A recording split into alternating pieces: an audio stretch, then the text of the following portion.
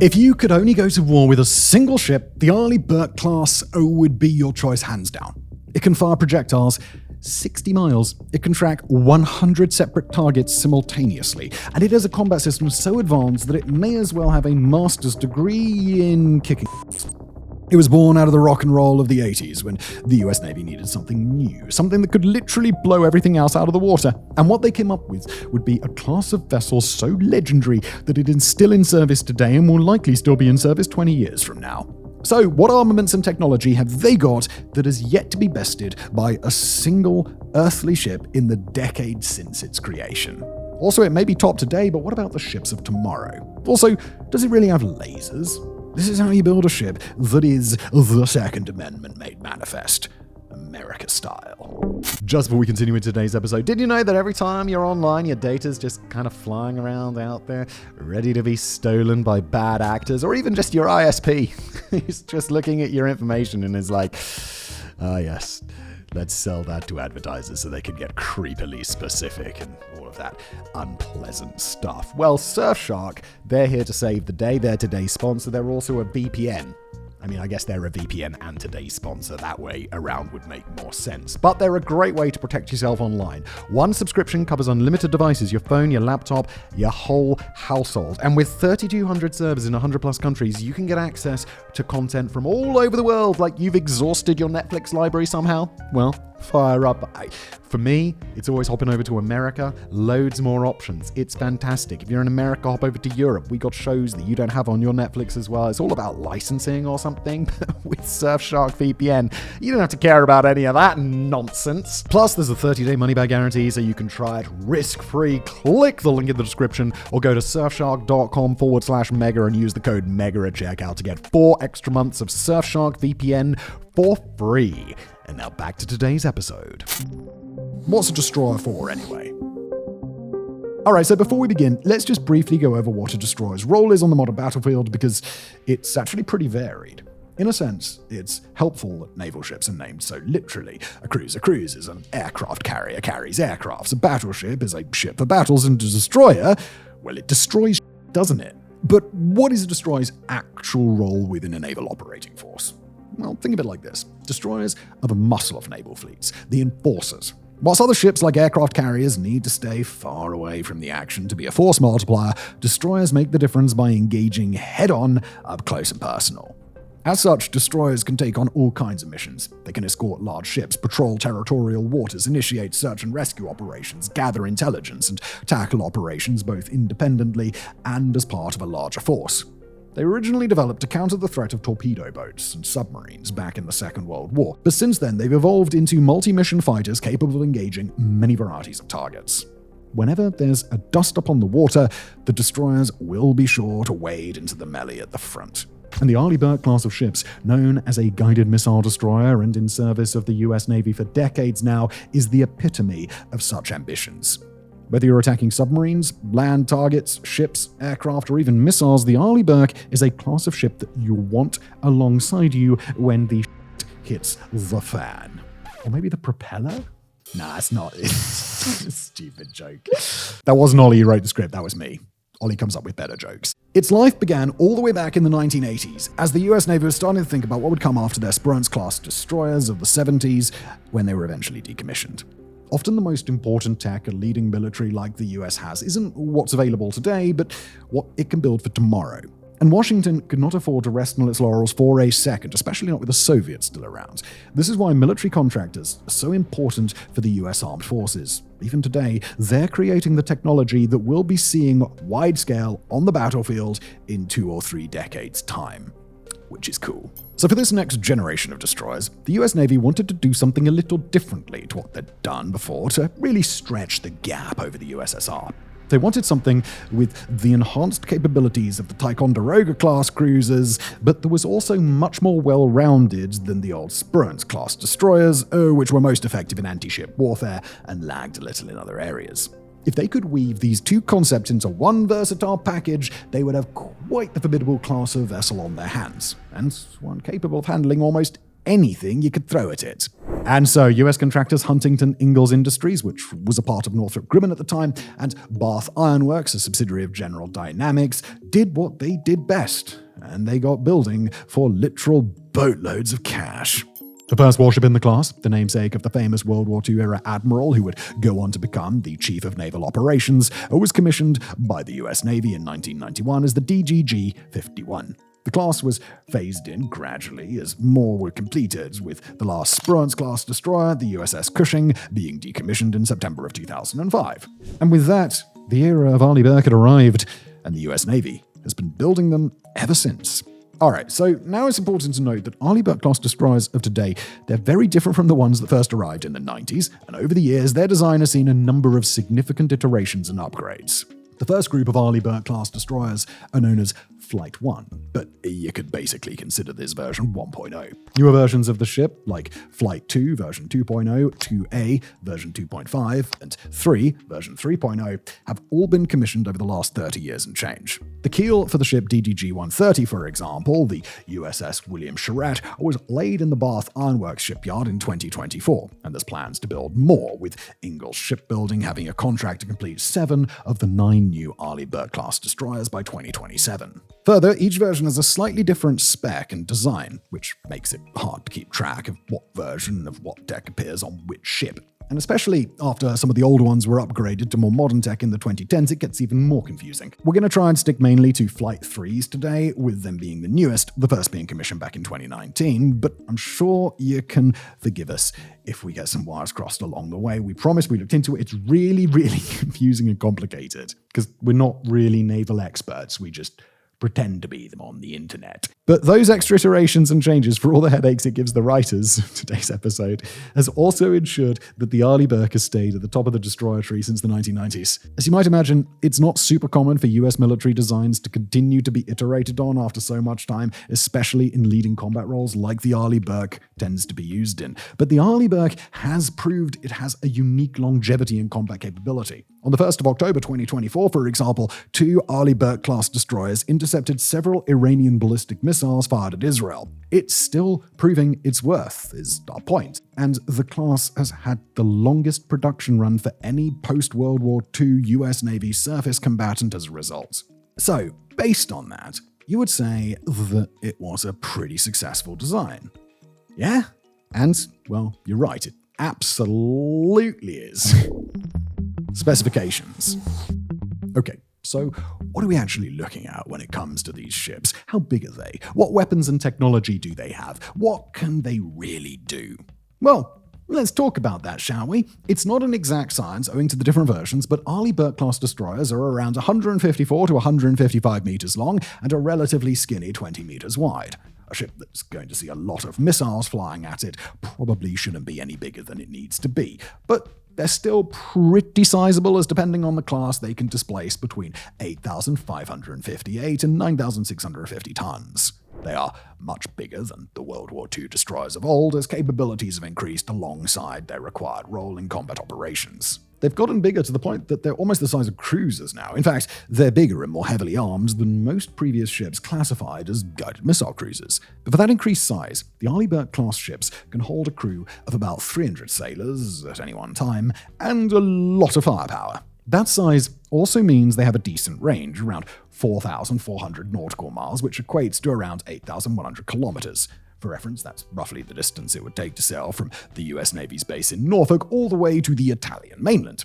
That's a long way to go for pizza, but if you've had real Italian pizza, you know it's probably worth it. And getting the ships there is a cinch, as they're powered by 4 General Electric LM2500 gas turbine engines, which each spit out a blazing 33,600 horsepower, meaning that the whole ship class has 134,400 in total. Just for reference, these are the same engines that Italian aircraft carrier use. Using them in a destroyer is kinda mad.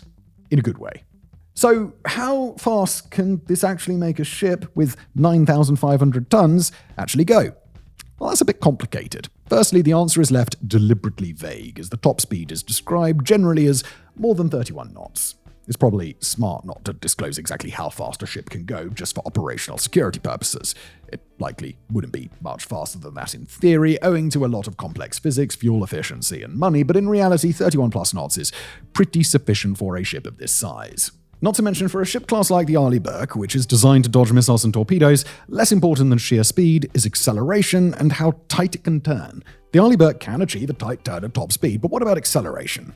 Mike's got that covered too. Those 4 engines power 2 shafts with controllable pitch propellers. That means the angle of the propellers can be changed on a whim to help with propulsion. A low pitch is better for going from a dead stop or slower speed to a much higher one very quickly, whilst higher pitches are better for cruising at top speed. The ship itself is made from steel, except for the aluminium funnels on top which act like exhaust pipes. It was decided that steel was required for the Arleigh-Burke over lighter, cheaper aluminium after watching the fire damage done to British vessels made with a lot of aluminium during the Falklands War back in the 1980s, which has the potential to gut a superstructure. The steel armor is double-spaced, which hopes to create something of an impact zone for modern rockets and missiles so it can take a hit or two without getting sunk. After all, it is going to be in combat, even if it's just small arms fire or light shrapnel. Something could hit it, and that needs to be accounted for in war.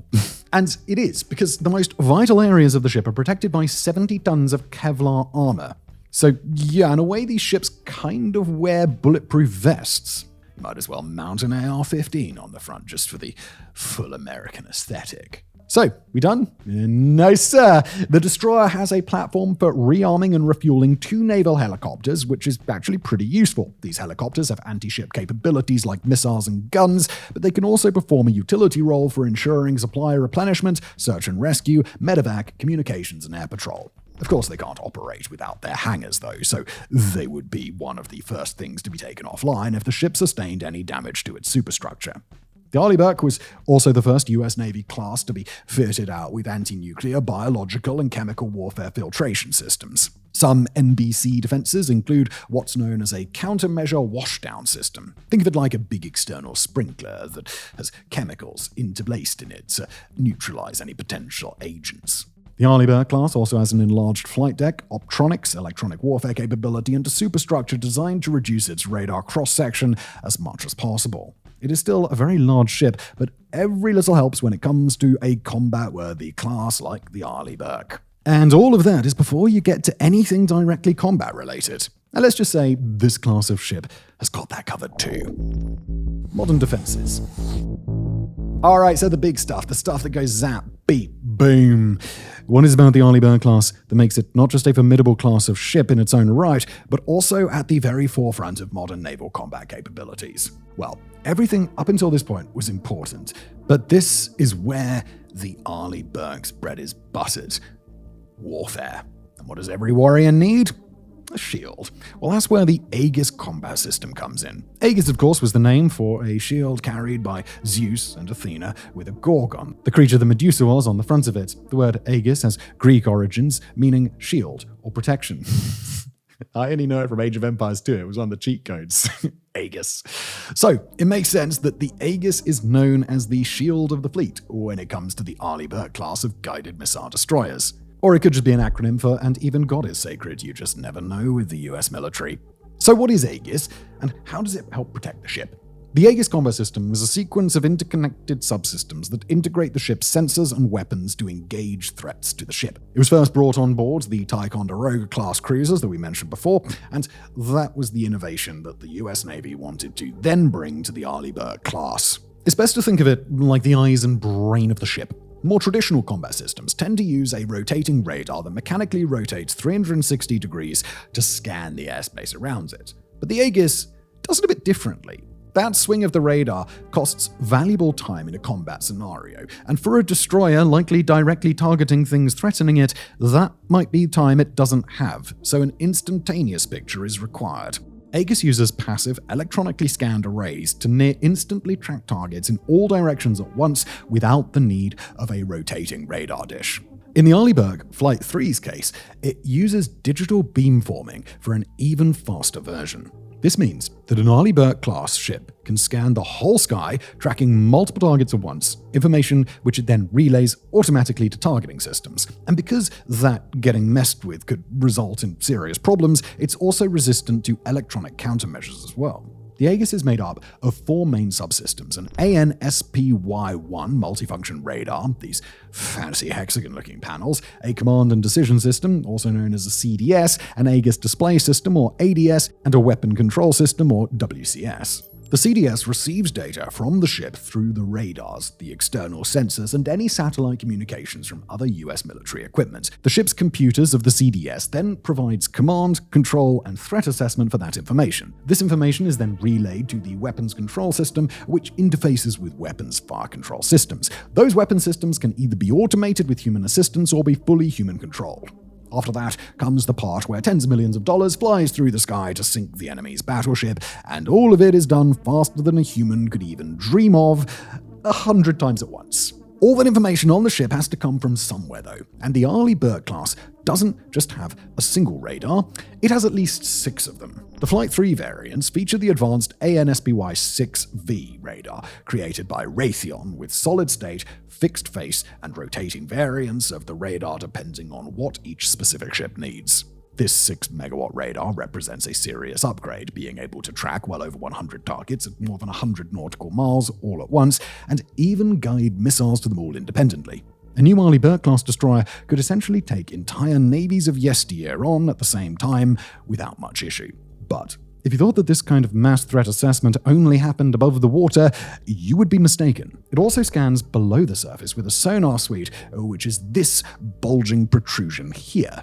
It features 2 systems, including an active search and attack sonar that allows it to seek out mines and enemy submarines. Some older versions of the ship also feature a remote mine hunting drone, otherwise known as an RMMV, which scouts ahead of the ship, towing its own sonar at variable depth. It's a bit like sending a robot into a minefield ahead of your tank, so if one blows up, the more expensive kit doesn't have a new hole in it. These days, other ships and systems tend to take up the mine-hunting role more, so this feature isn't required on newer versions of the class, which use the space for other things. As well as this, Flight 3 class ships have the Aegis Baseline 10 upgrade, which is its fastest version yet, as well as identification of friend or foe or IFF systems to make sure that one of those 100 simultaneous targets isn't a friendly aircraft carrier or something. Friendly fire on the battlefield is a tragedy, and in naval warfare it has the potential to be absolutely catastrophic. Another key component of the Aegis system is electronic warfare and countermeasures capabilities. This is Raytheon's AN-LQ-32V3. His name's Raytheon. Can't you just call it the Demon or something? Which looks a bit like every fuse box in your neighborhood is fused together like the Power Rangers or something. Newer variants include the SLQ-32V6 variant, or as I like to call it, the Satan 2, which looks the same but is a bit better at its job. Its job functions as a very fancy radar jammer and warning system. Meanwhile, Northrop Grumman's Surface Electronic Warfare Improvement Program, also known as CWIP, see, Northrop Grumman knows how to name shit, Raytheon. CWIP, yes! Delivers electronic attack capability to the SLQ-32V system and was first installed on an Arleigh-Burke class destroyer in 2021. This further enhances the electronic warfare capability of the Arleigh-Burke class. It helps with jamming, deception, creating fake radar signals to confuse enemy equipment, breaking missile lock, and disrupting enemy communications. As you can imagine, that is a very helpful list of things to be able to do on a destroyer. The defensive capabilities don't end there, though. You need something that is actively going to disrupt the missiles themselves, not just their signals. And for this, the Arleigh-Burke class has decoys. It uses 2 Lockheed Martin SIPCAN SRBOC 6-barreled launchers to release chaff into the air for incoming missiles to hopefully chase that instead of the radar signals coming from the ship. Infrared flares have the same job, as does the BAE Systems Australia Mark 53 Nulka active missile decoy, which hovers in the air after launch to guide missiles away from anti-ship attacks. Between those 3, they can ensure any incoming missile, if it happens to avoid all the electronic warfare attacks from earlier, has a physical deterrent against hitting the ship. Underwater, the ANSLQ-25A Nixie decoy system does the same job, betting that guy's from Raytheon for any incoming torpedoes too. Overall, these defenses make the Arleigh-Burke class almost untouchable, with layers upon layers of security that is so tight that an enemy attack won't even rattle the captain's hat. But you know there's more to the story here. This is all well and good, but what happens when all of this isn't good enough? What is that big fancy Aegis system coordinating anyway? Well, let's have a look. Active countermeasures. This is where defense becomes attack, because after all these passive defenses, we get to talk about the things that go boom. Active defenses isn't exactly a strict term, but for simplicity, we're treating anything that can be fired directly to destroy something rather than deflecting it via a decoy, for example, as an active defense. And in terms of active defenses, the Arleigh-Burke class is armed to the teeth. Even its teeth are armed to the teeth. The first thing to talk about in this regard is, of course, missiles. It's a guided missile destroyer after all, especially the Flight 3 configuration, which covers both anti-ballistic missile and anti-air operations. There's a lot to cover here, but we'll try to be thorough.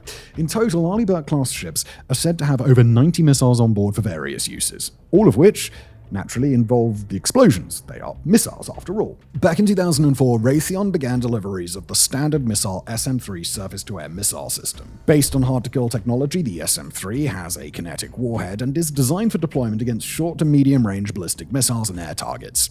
The SM-3 Block 1B missile also incorporates a two-color infrared seeker, as well as a throttling, divert, and attitude control system, so the missile can move in the air to its target even if it changes course, whilst some can even loiter above the battlefield waiting to strike their target, which is cool. The SM-3 has since been upgraded to the SM-3 Block 2A and SM-3 Block 2B. The ship also has SM-2ER surface-to-air missiles, the ER here standing for extended range, whilst regular SM-2MR missiles operate as regular SAMs with secondary roles as anti-ship missiles. The newest version of these missiles, the SM-6 or Standard Missile 6, has been in operation since 2013. Of course, all of these missiles and more are incorporated wholesale into the Aegis combat system to engage with all targets through deployable munitions, known as the Ballistic Missile Defense System, or BMD. The BMD was fitted onto 33 Arleigh-Burke destroyers when first developed, ensuring that they could offer long-range surveillance, tracking, and engagement of short-range and medium-range ballistic missiles. The ships even reportedly have the ability to potentially attack enemy satellites through these capabilities, an important tactic on the modern communication-defined battlefield. And what else? Satellite attack is not enough. Evolved Sea Sparrow missiles are also some of the ship's most devastating defense weaponry. Also developed by Raytheon, the ESSM is an advanced self-defense missile, the term only the US could come up with. Self-defense missile, designed to be used against supersonic anti-ship missiles from its adversaries, covering off some of the most advanced guided munitions that US forces might ever come up against.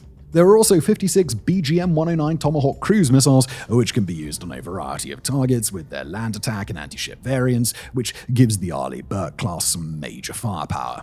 A single Tomahawk can absolutely devastate a concrete building or another ship, likely sinking it in a single direct hit. There even used to be 8 Boeing Harpoon surface-to-surface missiles. I know, Boeing made something that was actually supposed to explode for a change. Allegedly.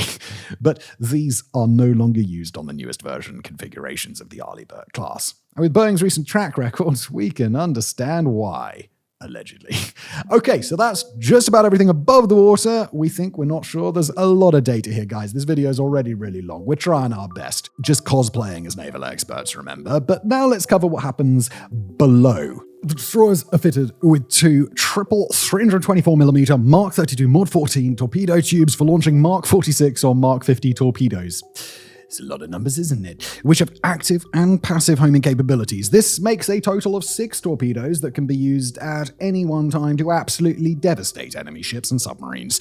Meanwhile, Lockheed Martin provides the anti-submarine rocket or ASROC systems that are armed with more torpedoes, except that they're launched vertically from the ship like a missile before guiding itself to its underwater target. And what about guns? Well, its main battery is a 5-inch 54 caliber Mark 45 gun operated by the Mark 34 gun weapon system. This is mainly an anti-ship weapon, but a gun is a gun, so it can be also used for close-in air contact or to support US ground forces with supportive gunfire, almost like a mobile artillery unit. It has a firing range of up to 60 miles and can fire 20 rounds per minute. Holy shit, which equates to one round exploding over the enemy's head every 3 seconds. The Mod 4, the newest version of this gun, and one of the US Navy's most advanced, was fitted to the Flight 2A vessel, the USS Winston Churchill. His mother was actually American, indeed she was. Famous socialite. Working on a video about Winston Churchill. and it has been included on every new ship since. Next, there's two 20mm 6-barreled Phalanx Mark 15 close-in weapon systems, also known as CIWS. These are those guns that sound more like a nuclear wood chipper than an actual gun and look like R2-D2 had one bad day too many. The new version, the Phalanx Block 1B, has been installed on every new Arleigh-Burke since the USS Howard in 2001. The Phalanx 1B upgrade includes a Thales Optronic HDTI-52F thermal imager, an improved Q-band radar, and a longer gun barrel than previous models, providing an increased rate of fire to an eye-watering 4,500 RPM. Holy shit. This boat's insane and promising to turn anything it hits into paste. And if you thought that was it when it comes to guns, you don't know the United States of America, do you?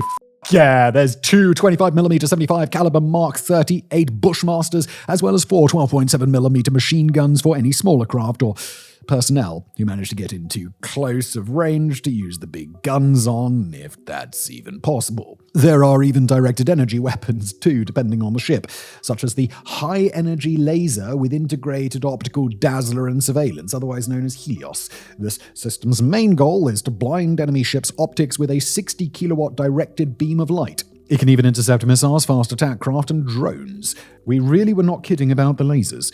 We don't kid here on mega projects. Except when we do. And to be honest, if you can get past all of that, you deserve to do some damage to this thing. But remember, every sailor is a rifleman, and you'll have 300 angry sailors with guns ready to hurt you if you do. And that is just about everything, we think. Now, to be completely honest, the US Navy is, to use a military term, an absolute cake and ass party when it comes to understanding military tech, anagrams, and jargon. So in all likelihood, we may have missed something or gotten those things mixed up when it comes to what versions of things go on what ships. But we hope this has given you a decent overview of the kind of armaments that the Arleigh-Burke class has overall and what its capabilities are.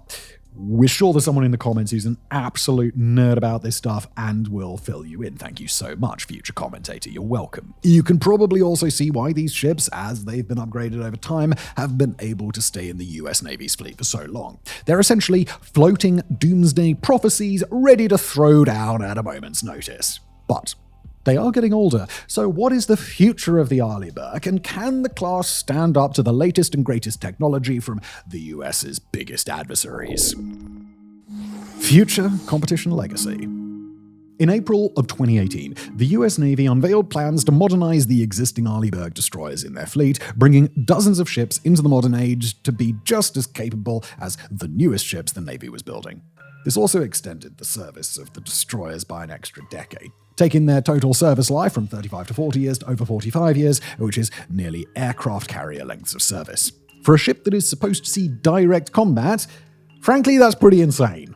Now, this is partially because the Arleigh-Burke are highly capable ships capable of feeding militaries the world over an enormous can of whoop-ass, but also because the US Navy is likely to fall short of their target to have 94 guided missile destroyers and cruisers, which they had planned to have completed by the end of 2025. Their major success as surface vessels means they're likely to be around for quite a while yet, and may not be fully retired until the late 2040s or even potentially the 2050s for the newest models.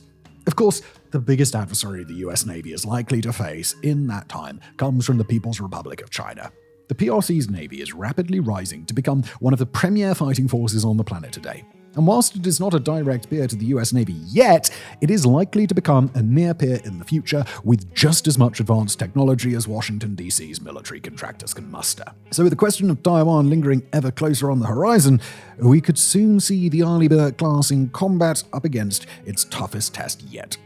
So what has the Chinese Navy got to bring to the table to rival such a world-class guided missile destroyer? Well, Chinese competitors include the Type 52 destroyer and the Type 55, which have been in service since the mid-2010s and 2020 respectively. So, on the whole, they are newer than an Arleigh-Burke class outside of the newest Flight 3s with all of the same technologies, communications, links, and more. They are generally also considered at least as well armed as the Arleigh-Burke Class 2. All else being equal, they're very similar in terms of capabilities and armaments, but as stated, are generally newer and perhaps that little bit more efficient in theory. So, in a straight-up slugging match, you'd expect the People's Liberation Army Navy, it's really what it's called, to beat out the Arleigh-Burke class and resign it to a has-been, the scrap heap of yesteryear. Right? Well, no, not exactly. Because the Arleigh-Burke class has also been upgraded to modern military tech, new ones are still being built, and more will be built in the future. Just because the Chinese variants are newer in total terms doesn't necessarily mean that they're better. An AK-47 is an old rifle design, but it's still used all over the planet for a reason. But you need a lot of things to keep a Navy vessel like the Arleigh-Burke running, from supplies to training to maintenance, and so much more. In terms of sheer weight of experience and training combined with scale, nobody on Earth can hold a candle to the US military and its logistical machine. China might be the closest adversary yet in terms of trying to reach that level, but there's still reason to believe that Washington, for now, is still ahead. And China is still behind in terms of how that kind of setup manifests itself in a national naval force. The US has far more experience when it comes to fleet integration, communications, interoperability of different systems working together, flexibility, and of course, combat. You can't buy that. You can't build it. You have to earn it slowly. And there's no reason to believe that the US Navy will rest on its laurels either. The next generation of US destroyers are already on the way. In April of 2014, the US Navy began the early development stages of building a new destroyer to eventually replace the Arleigh-Burke class, known as the Future Service Combatant, which promises to include future innovations like hypersonic missiles, the next generation of radar, artificial intelligence, energy weaponry, and more. So, if there is near-peer status right now with the PLAN, by the time this new destroyer comes about, that gap might start to open up again. The new class of ship is expected to start entering the surface fleet by 2030s, and whilst we don't know much about it right now, what we do know is what will be sailing into battle alongside it. The Arleigh-Burke. Flight 3s, to be exact. The by then old dogs of the fleet will be showing the young guns the ropes, what it takes to carry a navy on its back for a decade. And so even if eventually relegated to a more minor supporting role rather than charging in headfirst from the front like they always have, Arleigh-Burke class ships will prove more than capable of holding their ground until the next generation of ships and soldiers gain a foothold in the ever-expanding technological arms race. And that's that, really. The Arleigh-Burke is likely going to stay at the top of the tree for a while to come yet. But thinking about its whole long shelf life, it does bring up the question about how the Arleigh-Burke will be remembered once it goes the way of the Spruance and many class of ships before it. Well, we think the Arleigh-Burke class is about legacy. It's about what happens when the right people come together with new ideas to create something that far surpassed everything that has ever come before. It's about how effectiveness isn't defined by age. And more than anything, it's about the cardinal rule of the US Navy: don't mess with their boats. Thank you for watching.